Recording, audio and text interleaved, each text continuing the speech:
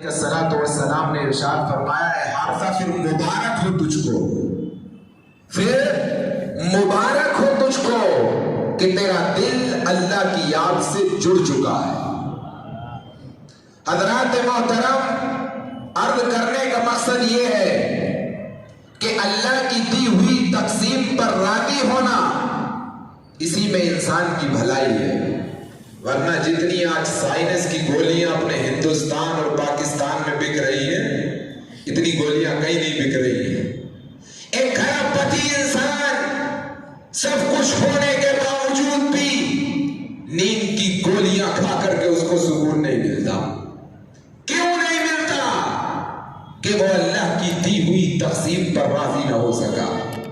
اور ایک فقیر ریت پر لیٹ کر کے اپنی زندگی کو گزارتا ہے تو اس کی زندگی خوشی کے سمندر میں ڈوب جاتی ہے۔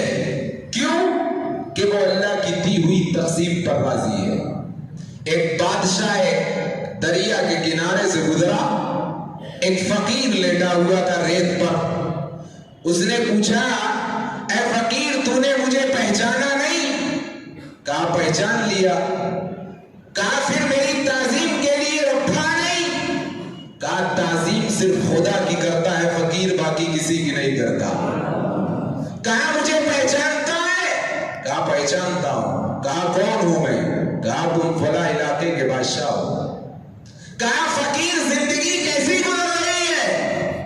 کہا کچھ تو تیری طرح گزر رہی ہے اور کچھ تجھ سے بہتر گزر رہی ہے۔ کچھ تیری طرح گزر رہی ہے اور کچھ، ذرا زور سے بولو، تجھ سے بہتر گزر رہی ہے۔ بادشاہ نے کہا فقیر یہ ریت پر لیٹ کر کے میری زندگی سے کمپیریزن کیسا؟ میرے پاس تو بڑے بڑے محلات ہیں، میرے پاس تو بڑے بڑے ویلا ہیں، میرے پاس تو ریپوٹیشن ہے، میرے پاس تو پیسہ ہے۔ تیرے پاس کیا ہے؟ تیرے جسم پر تو پھٹا پرانا لباس ہے، تیرے تو بال بھی صحیح سے اونگ کر نہیں آئے، پھر تیری میری زندگی میں کمپیریزن کیسا؟ فقیر نے کہا لگا کر کے جواب دیا، اے بادشاہ جب تو رات میں اپنے محلات میں بستر پر سوتا ہے اور جب رات میرے لیے بھی آتی ہے تو میں بھی ریت پر لیٹ جاتا ہوں، مجھے زندگی کی وہ نیند آتی ہے کہ اس وقت تیری اور میری زندگی ایک ہوتی ہے۔ تو بھی بستر پر لیٹا ہے، میں بھی نیند کے آغوش میں ہوں، نہ تجھے کچھ پتا ہے نہ مجھے کچھ پتا ہے، لیکن جب تہجد کا وقت ہوتا ہے، مؤذن فجر کی اذان دیتا ہے، تب میں ان پیشانیوں کو سجدوں کی لذت دیتا ہوں۔ اس وقت تو اپنے بستر پر لیٹا رہتا ہے، وہ وقت تیرا اس وقت سے میرا وقت بہتر ہوتا ہے، وہ زندگی تیری زندگی سے ہزار جگہ بہتر ہے۔ حضرات محترم تو ذرا غور کریں ہم اپنے آپ پر کہ کتنے ہیں جو فجر کی اذان پر مؤذن کی آواز سن کر کے لبیک کہتے ہوئے اپنے بستروں کو خیر آباد کہنے کے بعد میں اللہ کی بارگاہ میں اپنی پیشانیوں پر سجدوں کی لذتیں دیتے ہیں۔ حضرات محترم تو زندگی تو گزرتی ہے یوں ہی، زندگی یوں ہی نہیں گزرتی۔ ایک ذرے کو حضرات محترم ایک آتش فشاں بنانے کے لیے، ایک چنگاری کو ایک آتش فشاں بنانے کے لیے، ایک قطرے کو سمندر بنانے کے لیے، ایک ذرے کو پہاڑ بنانے کے لیے، ایک قصد کو عمل بنانے کے لیے، اور اس عمل کو ارادہ بنانے کے لیے، اور اس ارادے کو اللہ تبارک و تعالی کی بارگاہ میں عمل بنانے کے لیے زندگی کے اندر کوششیں کرنا پڑتی ہیں، اللہ کی دی ہوئی تقسیم پر راضی ہونا پڑتا ہے، تب جا کے رب کی رحمتیں برستی ہیں۔ حضرات محترم رب کی رحمتیں یوں ہی نہیں آتی، اگر رب کی رحمتیں یوں ہی آتی تو پھر آقا کریم علیہ الصلوۃ والسلام کو بدر کے میدان میں جانے کی ضرورت نہ تھی، پھر احد کے میدان میں جانے کی ضرورت نہ تھی، پھر کربلا کا میدان نہ بتا ہوتا۔ حضرات محترم تیرے اور میرے نبی کا بیٹا امام حسین علیہ السلام ہاتھ اٹھا کے اگر دعا کر دیتے مولا یزیدیوں کو تخت و تاراج کر دے، کس کی ہمت تھی کہ امام حسین بچ جاتا. لیکن حضرات محترم یہ زندگی قصد کا میدان ہے, یہ زندگی عمل کا میدان ہے. آپ کو زندگی میں عمل کرنا پڑے گا. حضرات محترم کون کہتا ہے کہ اس انسان پر ظالم لوگ ظلم کرتے ہیں؟ نہیں نہیں, قرآن پر حضرات محترم آپ کو معلوم چلے گا. آپ اپنے اعمال کا بدلہ خود دے رہے ہیں. آج لوگ چیخ رہے ہیں یار کافروں پر ظلم نہیں آ رہا, کافروں پر اللہ تبارک و تعالیٰ ظلم نہیں کر رہا. گھروں میں بیٹھ کر کے نمازوں کو چھوڑ کر کے ہاتھ اٹھا کے دعا کرو گے تو دعا قبول ہوگی. کبھی زندگی میں دعا قبول نہیں ہوتی. حضرات محترم یہ زندگی قصد کا میدان ہے. قصد کر آگے بڑھ, آگے بڑھنے کے بعد سینہ سپر ہو کر کے جب میدان جہاد میں جائے گا اور تب جب دعا کرے گا تو فرشتے تیری نصرت کو اتر سکتے ہیں گردوں میں قطار اندر قطار اندر.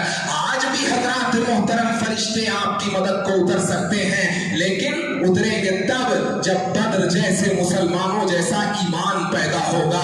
ایمان نہیں ہے دلوں کے اندر. رب کی تقسیم پر کون راضی ہے حضرات محترم؟ ذرا کوئی ایک تو بتا دے, کوئی ایک راضی ہو. کوئی راضی نہیں ہے. ہر ایک کی زبان پہ شکوے ہیں, ہر ایک کی زبان پہ نالے ہیں, ہر ایک انسان پکار رہا ہے. گھروں میں بیٹھ کر کے نالے کرنے سے رب کی رحمتیں نہیں اترتی. حضرات محترم آج ہر انسان اپنے اعمال کا بدلہ خود دے رہا ہے. کیسے آئے گا کافروں پر عذاب کہ ان کے لیے تو آخرت کا عذاب مقرر کر دیا گیا ہے, اور ایسے وقت میں کہ ان کے بیچ میں تیرا اور میرا رسول زندہ ہے. حضرات محترم عذاب نہیں آ سکتا. وہ تو کل کی قومیں ہوا کرتی تھی کہ ایک نبی آیا اور دوسرا نبی آنے کے بعد میں دعا کیا تو پوری قوم ہلاک ہو گئی. یہ قوم ہلاک نہیں ہوگی. یہاں کے کافروں پہ بھی عذاب ابھی اس لیے نہیں آئے گا کہ تیرے اور میرے درمیان میں تیرا اور میرا رسول موجود ہے. ان کے لیے آخرت کا عذاب مقرر کر دیا گیا ہے. اب عذاب آئے گا تو مسلمانوں پہ آئے گا. کیوں آئے گا؟ کہ تو نے اور میں نے رسول کی شریعت سے منہ پھیر لیا ہے. تو نے اور میں نے قرآن کی طرف پشت کر دی ہے. حضرات محترم آقا کریم علیہ الصلوۃ والسلام نے فرمایا تھا, اے میرے پیارے ان دنیا والوں کو بتا دینا کہ ان لوگوں میں اگر کوئی یہ کام کرے گا تو جنت جائے گا, اور اگر میری مرضی کے مطابق کام نہیں کرے گا, شریعت کے مطابق کام نہیں کرے گا تو جہنم میں جائے گا. حضرات محترم آج دیکھ لیں کہ ہم نے شریعت کو کیا بنا لیا ہے. ہم نے شریعت کو اپنی طبیعت کے اندر رنگ دیا ہے. ہماری طبیعت جو چاہتی ہے ہم کرتے ہیں, شریعت جو کہتی ہے وہ تھوڑی کرتے ہیں. ہم نے شریعت کو اپنی طبیعت کا نام دے دیا ہے تو رب کی رحمتیں کہاں برسیں گی. حضرات محترم وہ کون سے کام ہیں جو ہمارے اور تمہارے درمیان میں نہیں ہو رہے ہیں؟ وہ کون سے ایسے کام ہیں جو تمہارے اور ہمارے درمیان میں نہیں ہو رہے ہیں؟ ایک رہ کے نکاحی بچا تھا, النکاح من سنتی فمن رغب عن سنتی فلیس منی. حضرات محترم نکاح کرنا کیا ہے؟ ذرا زور سے بولیے, کیا ہے؟ سنت ہے نہیں. اور سنت کیا ہوتی ہے؟ فجر کی 2 سنتیں پڑھتے ہیں نہیں, ظہر کی 4 بھی پڑھتے ہیں. تو سنت کیا ہے؟ عبادت ہے نہیں. بھائی اللہ کی عبادت کر رہے ہیں آپ اور سنت رسول اللہ کی پڑھ رہے ہیں. جس طریقے سے 4 فرض عبادت ہیں اسی طریقے سے سنت بھی عبادت ہے کہ نہیں؟ سنت عبادت. اور نکاح کرنا کیا ہے؟ کیا ہے؟ اور سنت کیا ہوتی ہے؟ کیا ہوتی ہے؟ عبادت میں بھی حرام کام. یعنی ادھر نکاح ہو رہا ہے ادھر ڈھول ڈھمکے بج رہے ہیں, ادھر نکاح ہو رہا ہے ادھر فوٹوگرافی چل رہی ہے. وہ میری ماں بہنیں جو ظہر کے 4 سجدے ادا نہیں کر سکتی, وہ ڈھولکی کی تھاپ پہ گھروں میں ناچتی ہوئی نظر آتی ہے. یہ سنت. عبادت میں حرام کام. اور حضرات محترم اس پیشانی پہ شکن نہیں آتا. آپ ہی نے کہا نا سنت عبادت ہے, اور واقعی سنت عبادت ہے. کتنے گھروں کے اندر 10 دن پہلے سے ڈھکے بجنے لگتی ہیں, ڈھولکی کی تھاپ پہ میرا نوجوان اور گھروں کی بچیاں ناچتی ہوئی نظر آتی ہیں. یہ ہے سنت.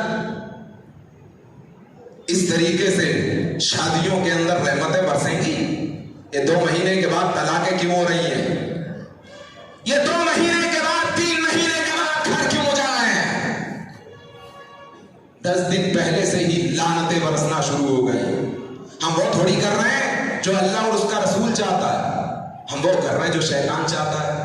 کون ماننا ہے اللہ اور اس کے رسول کی؟ یہ ہمارے ماشاءاللہ کوئی بھی ہو، مرد ہے، مرد شادی کر لی، جب مہینہ آیا تو کہنے لگے بیگم چلو آؤ بازار لے چلے تمہیں شاپنگ پہ۔ اب بیگم سج رہی ہیں، سرخی لگا لی، پاؤڈر لگا لیا، اب ان کی زبان پہ ایک حرف نہیں آیا۔ ارے تجھے سجنا تو میرے لیے تھا، بازار میں کسے سج کے دکھانے کے لیے جا رہی ہے؟ جس کے لیے سجنا تھا اس کے لیے تو سجی کوئی نہیں، بازار میں جا رہی ہے سجنے کے لیے۔ رحمتیں برسیں گی، برکتیں آئیں گی۔ پہلے پورے ٹاپ چلتے تھے، ٹاپ پورے، اس میں عورت کا ایک ناخن تک نہیں دکھتا تھا۔ اتنی ترقی کری ہے معاشرے نے، اتنی ترقی کری ہے کہ بازو ختم ہو گئے عورتوں کے، اور ہمارے مرد کی زبان نہیں کھل رہی ہے اب بھی نہ کھلے گی، کیوں؟ زبان پہ تالے لگے ہوئے ہیں۔ اب تو اتنی ترقی کر لی کہ نیک لائنیں نظر آنے لگی۔ کب ہوش آئے گا ہمیں اردو میں؟ گھر کے فیصلے عورتیں کر رہی ہیں، اور آقا نے فرمایا تھا کہ جب وہ وقت آئے کہ گھر کے فیصلے عورتیں کرنے لگے تو سمجھ لینا کہ قیامت قریب ہے۔ پھر اس قوم کو اللہ کے عذاب کے کوڑے سے نہیں کوئی بچا سکتا۔ اب ذرا میں آپ کے سامنے ایک تمہید رکھنا چاہتا ہوں، یہ جو بازاروں میں بے حیائی ہو رہی ہے، یہ رسول کی ماننا ہے ہم؟ یہاں سے لے کے وہاں تک کہلانے کو سب مسلمان ہیں۔ نام کیا؟ عبدالسلام، نام کیا؟ عبدالسبحان، نام کیا ہے؟ عبدالقدیر، نام کیا؟ عبدالغفور۔ یہاں سے لے کے وہاں تک سب مسلمان ہیں، لیکن تیری اور میری ذات میں اسلام نظر کیوں نہیں آتا؟ تیرے اور میرے گھروں میں اللہ کی شریعت کیوں نظر نہیں آتی اگر ہم مسلمان ہیں تو؟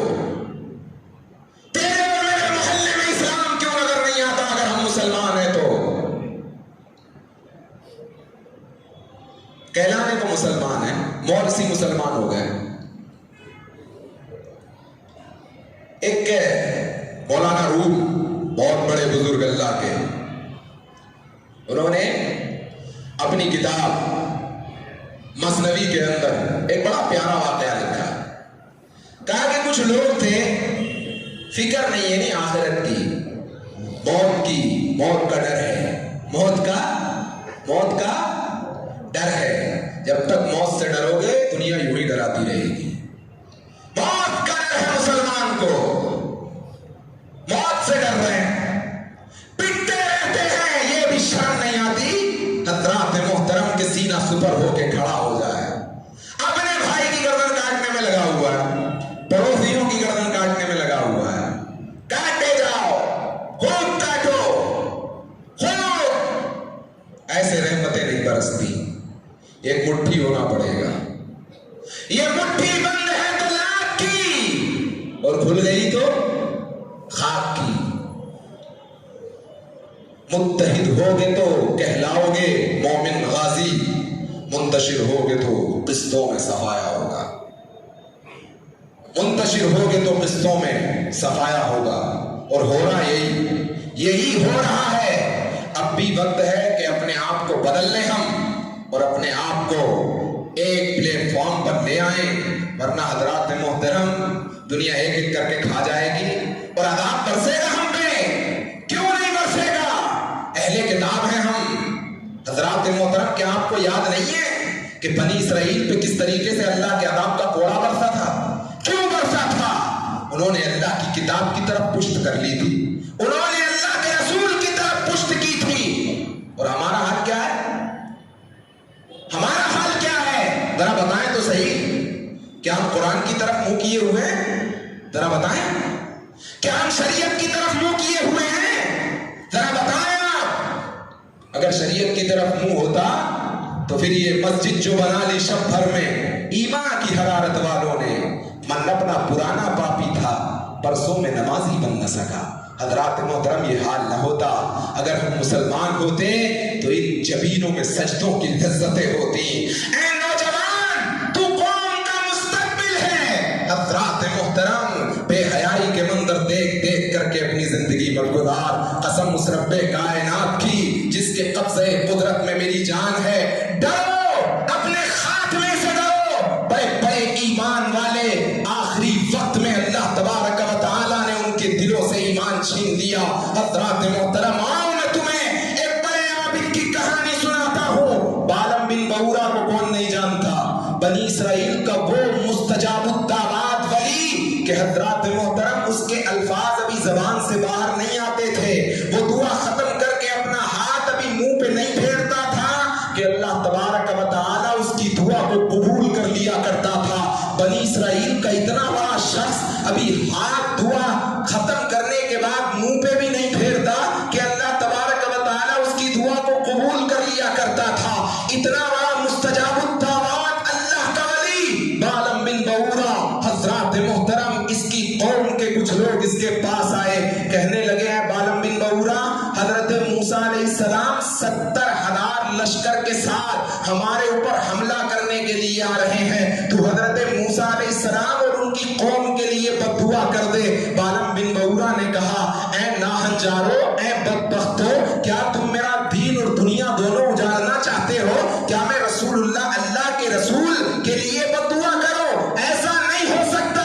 لیکن اس کی قوم نے اس پر اصرار کرنا شروع کیا، اس کو تحفے دینا شروع کیے، اس کو تحائف دینا شروع کیے۔ حضرات محترم، دل تو دل ہے کم بخت، دل کی دنیا کے اندر مچل ہی جاتا ہے۔ یاد رکھنا، ایک ایک لفظ کے اندر سینکڑوں سینکڑوں نصیحتیں ہیں۔ جب لوگوں نے اسے تحائف پیش کرنا شروع کیے، وہ اللہ کا مستجاب الدعوات ولی جس نے آج تک دنیا کی طرف نگاہ کر کے نہیں دیکھا تھا، لوگوں نے تحائف پیش کرنا شروع کیے، لوگوں نے پیسے دینا شروع کیے، دل مچلنے لگا، دنیا کی محبت میں انگڑائیاں لینے لگا۔ بالم بن بورا کا دل اب مچلا، کہنے لگا کیا چاہتے ہو؟ کہا موسیٰ اور اس کی قوم کے لیے بد دعا کر دو۔ حضرات محترم، ابھی اپنی گدھی پہ سوار ہوا، سوار ہونے کے بعد ایک پہاڑ کی طرف چلا بالم بن بورا۔ حضرات محترم، کلام مجید کے اندر جس کا تذکرہ آیا ہے، آپ یاد کریں اس کی زندگی کہ جس کی زندگی میں ایک دعا بھی اللہ نے کبھی رد نہیں کی، اس کا حال کیا ہوا ہے۔ حضرات محترم، گدھی پہ سوار ہوا، چلا ایک پہاڑ کی طرف۔ اب اس کی گدھی بار بار راستے میں رک جاتی اور پلٹ کر کے واپس جانا چاہتی۔ یہ اپنی گدھی کو مار رہا ہے اپنی منزل تک لے جانے کے لیے۔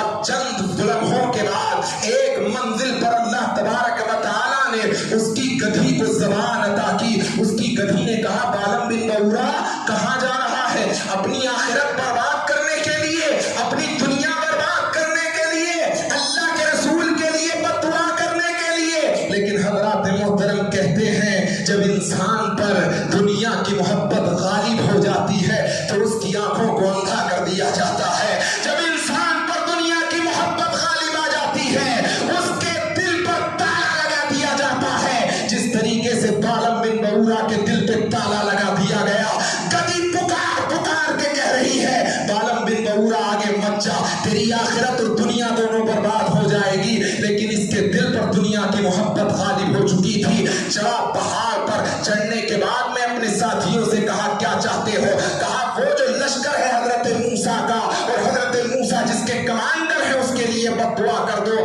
حضرات محترم، اب اس نے دعا کے لیے ہاتھ اٹھائے ہیں، کائے کے لیے؟ بد دعا کے لیے۔ کس کے لیے کر رہا ہے؟ حضرت موسیٰ اور اس کی قوم کے لیے۔ جب بد دعا کرنا چاہتا ہے تو حضرت موسیٰ کا نام جب زبان پہ آتا ہے تو حضرت موسیٰ کے لیے بد دعا نہیں ہوتی، بلکہ پلٹ کے اس کی قوم کے لیے بد دعا ہوتی ہے۔ اب یہ بڑی کوشش کر رہا ہے، آخر میرے ساتھ یہ کیا ہو رہا ہے؟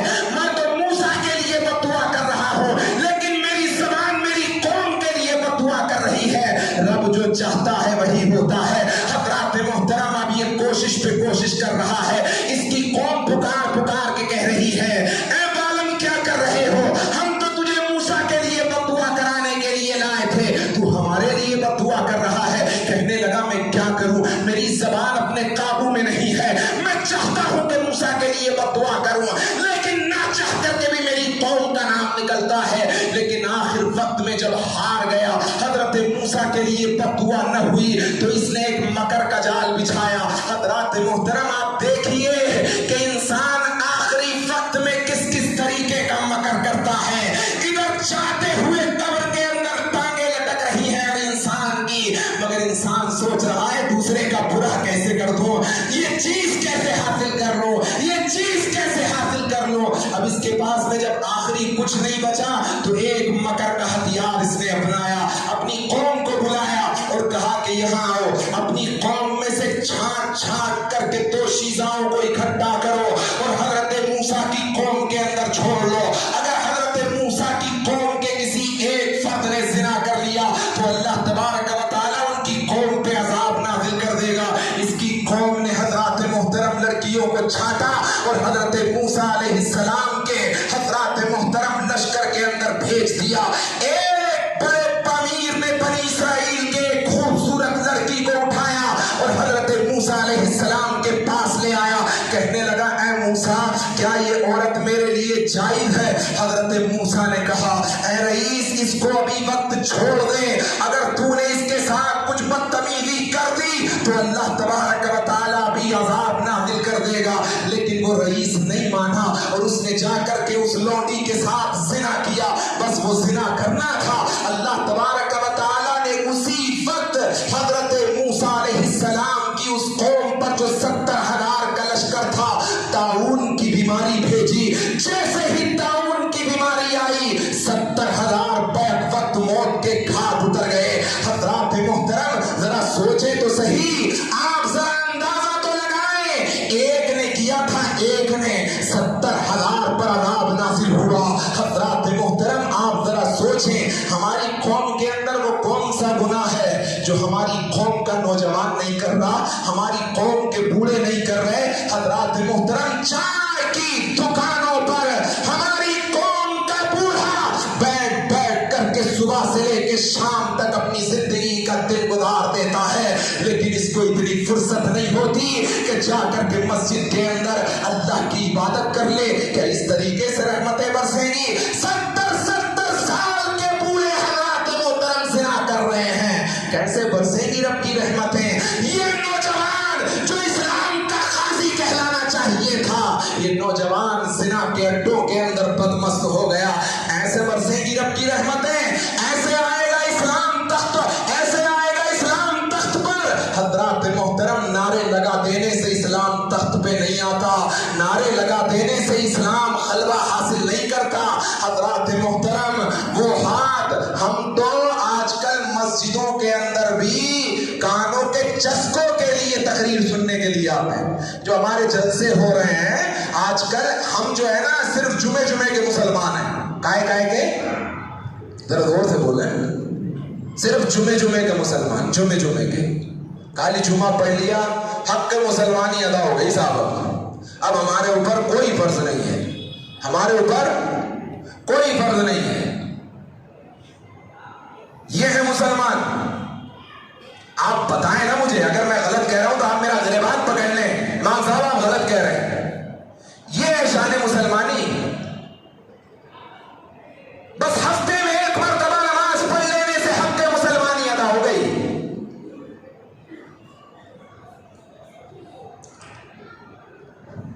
سمجھو، change your behaviour, change your thinking, change your society. کسی ایک کو تو کھڑا ہونا پڑے گا، نہیں کسی ایک کو تو کھڑا ہونا پڑے گا، کوئی ایک کھڑا ہو کر کے ہی معاشرے کے نظام کو بدل سکتا ہے، مگر کھڑے تو وہی ہے۔ صلاح الدین ایوبی بھیج دے مولا، حضرت عمر فاروق کو بھیج دے مولا، حضرت علی کو بھیج دے مولا، وہ تلوار لے کے آ جائیں، ظلم بہت بڑھ گیا ہے۔ کون چاہتا ہے اس کے گھر میں علی پیدا ہو جائے؟ پچھلے جمعے کو بھی میں نے کہا تھا، کون چاہتا ہے اس کے گھر میں صلاح الدین ایوبی پیدا ہو جائے؟ ایسے پیدا ہوں گے صلاح الدین ایوبی؟ ہمارے نوجوان کرکٹ میچ کے لیے جمعے چھوڑ دیتے ہیں، ایسے پیدا ہوں گے صلاح الدین ایوبی؟ یہ ہماری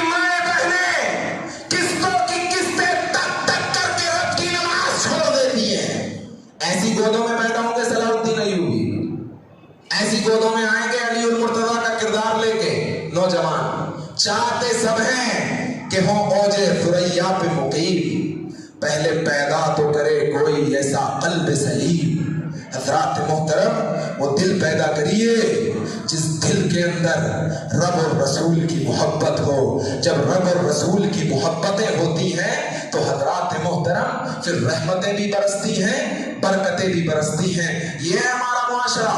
حضرات محترم، گلے کاٹ رہے ہیں ہم دوسرے لوگوں کے گلے، حضرات محترم ایسے رحمتیں نہیں برستی۔ ایک ہو جاؤ قسم خدا کی، پوری دنیا پہ کل بھی حکمران تھے، آج بھی حکمران ہوگے اور قیامت تک حکمران ہی رہو گے۔ حضرات محترم، یہ دجالی قوتیں جو تمہیں دنیا سے اور صفحہ ہستی سے مٹانا چاہتی ہیں، یہ کیوں مٹانا چاہتی ہیں؟ وہ جانتی ہیں کہ اس دنیا کے اندر اگر کوئی سچا مذہب ہے تو وہ کیا ہے؟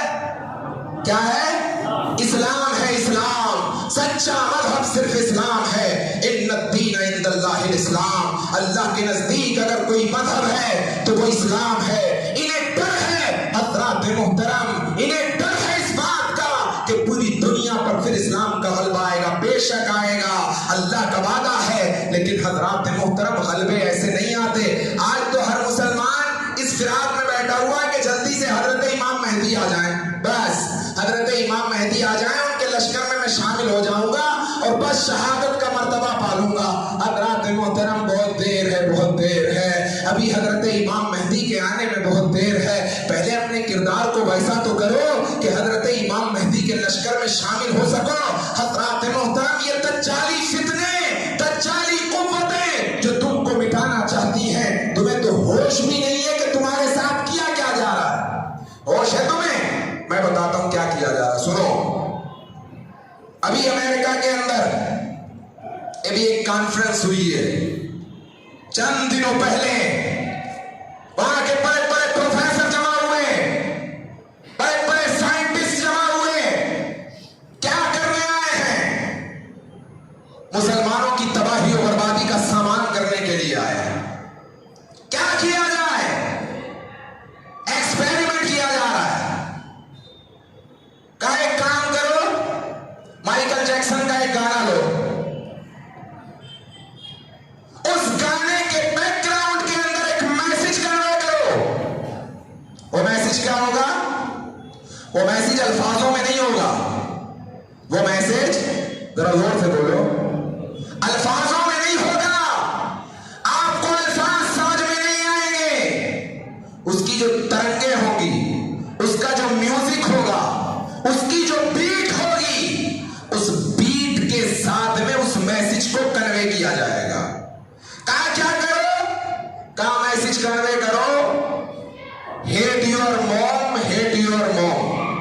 اس کا مطلب سمجھتے ہیں آپ؟ ذرا زور سے بولو، ذرا زور سے، ذرا زور سے۔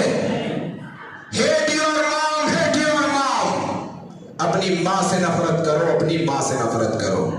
کہاں بھیج دو؟ مارکیٹ کے اندر ایکسپیریمنٹ کر لیا جائے، بھیج دیا۔ مائیکل جیکسن کا گانا ہے، الفاظ نہیں ہیں، اس کے میوزک کے بیک گراؤنڈ کے اندر، بیٹ کے اندر میسج کنوے کیا گیا ہے۔ کہاں سنا دو؟ حضرات محترم، جتنے لوگوں نے سنا، 100 میں سے 70% بچے ایسے تھے جو اپنی ماں سے نفرت کرنے لگے۔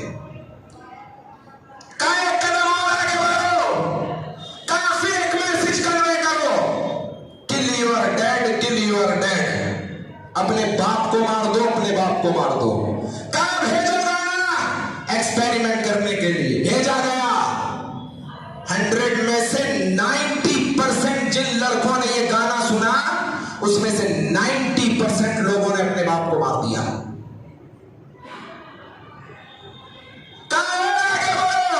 ایک میسج اور کنوے کرو، الفاظ نہیں ہے میوزک کے اندر، اس کی بیٹ کے اندر میسج کنوے کیا گیا ہے۔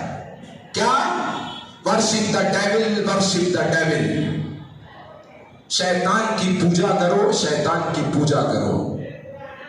آپ کو یقین ہوگا، آپ کو تو پتہ ہی نہیں ہے، آپ دنیا سے بے خبر ہیں، آپ کو تو بھائی کا گلا کاٹنے میں لگا ہوا ہے، آپ کو کوئی فرصت بھی نہیں ہے کہ آپ ان تمام چیزوں کو پڑھیں یا ایسی بکس پڑھیں جس سے آپ کو نالج حاصل ہو۔ بھیج دیا ورشپ دا ڈیول، ورشپ دا ڈیول۔ آپ کو معلوم ہے امریکہ کے اندر آج ایک سنستھا ہے ایلیومینٹی کے نام سے، ایلیومینٹی، وہ شیطان کی پوجا کرتے ہیں، شیطان کی پوجا کرتے ہو۔ حضرات محترم، بچاؤ اپنے بچوں کو۔ اے نوجوان، میوزک کے عاشق، تجھے پتا نہیں ہے کہ تیرے ساتھ کیا کھلواڑ کیا جا رہا ہے؟ کتنے ہیں نوجوان جو رات میں بیٹھ کر کے اپنی ماں کے پیروں کو دباتے ہوئے ذرا پوچھ رہے ہیں ماں تجھے کس چیز کی ضرورت ہے، لیکن 11 بجے اگر کسی دوست کا فون آ جائے بستر چھوڑ کے اس کے پاس چلا جائے گا، میسج آ گیا میرے دوست کا۔ یہ ہے اسلام؟ باپ کے سامنے سینہ سپر ہو کے کھڑا ہو جاتا ہے اگر باپ کوئی نصیحت کی بات کرتے۔ یہ ہے شان مسلمان، اے مسلمان۔ حضرات محترم، ایسے نہیں برستے ہیں رحمتیں اغیار کے کاشانوں پر، حضرات محترم، لیکن کیا کریں کہ دلوں کے اندر نہ اسلام ہے، دلوں کے اندر نہ دین ہے۔